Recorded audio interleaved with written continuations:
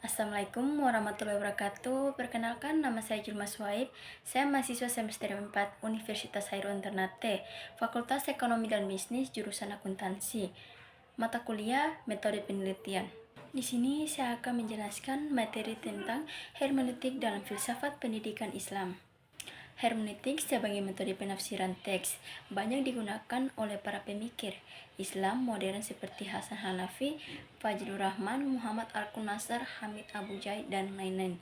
Padahal istilah hermeneutik dalam filsafat barat sangat terkait dengan interpretasi Bibel. Oleh karena itu, penggunaan hermeneutik dalam tafsir Al-Quran masih terdapat pro dan kontra. Membicarakan masalah bahasa dan filsafat bukanlah merupakan hal baru. Minat untuk masalah-masalah yang menyangkut bahasa tersebut terlihat sepanjang sejarah filsafat dan sudah ada sejak masa Yunani. Namun demikian perhatian filosofis untuk bahasa itu belum pernah dikaji secara umum. Pengertian hermeneutik.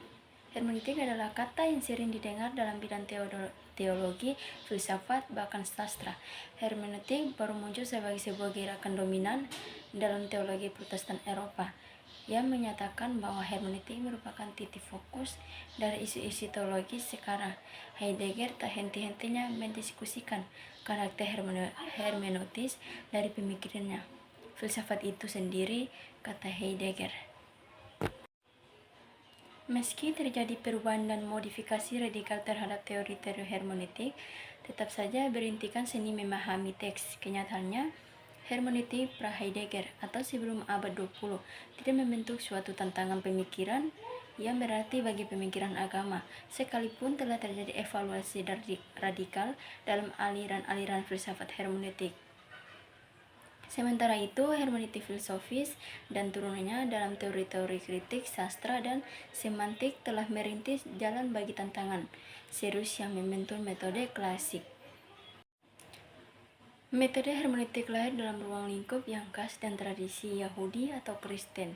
Perkembangan khusus dan luasnya opini tentang sifat dasar perjanjian baru dinilai memberi sumbangan besar dalam mengentalkan problem hermeneutis dan usaha berkelanjutan dalam menanganinya.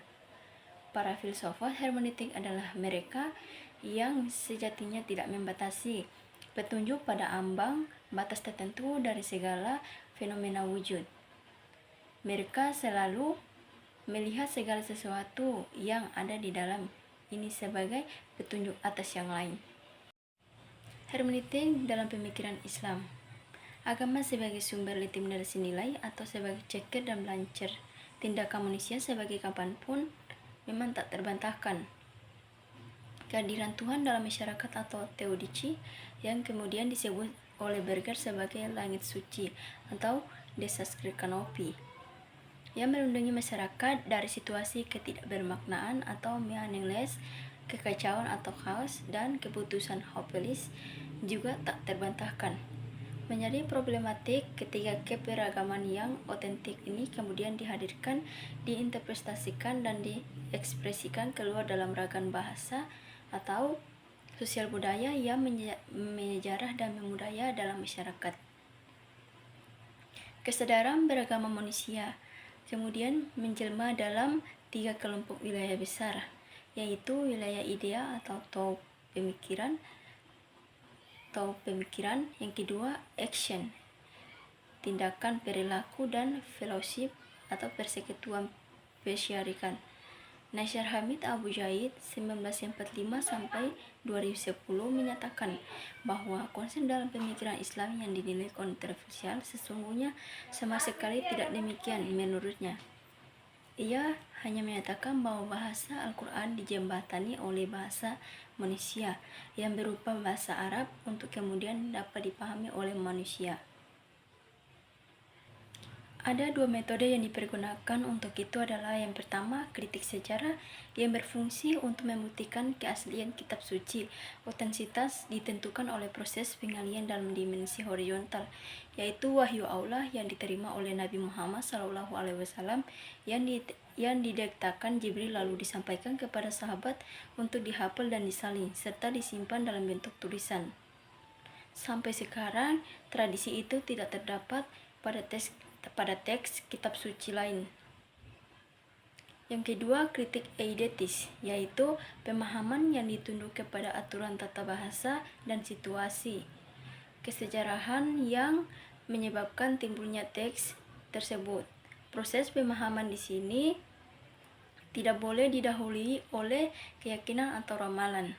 Kitab suci harus ditafsirkan dalam bahasa aslinya untuk memungkinkan analisis linguistik yang tepat dalam prosesnya.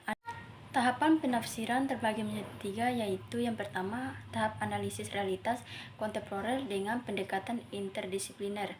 Yang kedua, tahap analisis bahasa yang memuat analisis bentuk dan isi. Yang ketiga, tahap generalisasi yang melahirkan satu konsep tertentu. Dalam tahapan ini, metode hermeneutik Hanafi dapat disederhanakan dalam konsep segitiga hermeneutik berupa hubungan triatrikal antara konteks, teks, dan interpretasi subjek. Hubungan ketiganya berlangsung secara dialektik, selain di Mesir seperti Hasan Hanafi dan Nasr Hamid. Pendidikan sebagai eksistensi yang ada di dunia ini adalah suatu realitas sosial, realitas yang memuat aktivitas atau tindakan-tindakan tertentu yang oleh aktor-aktornya dikembangkan untuk tujuan tertentu. Pendidikan dengan segala aspek yang terkandung di dalamnya seperti visi, misi dan tujuan lembaga, kurikulum dan strategi pembelajarannya adalah sekumpulan teks atau wacana yang bisa dimasuki berbagai interpretasi. Sebagai sebuah teks atau wacana, pendidikan oleh karenanya menjadi lahan subur penerapan hermeneutik, baik sebagai metode filsafat maupun kritik.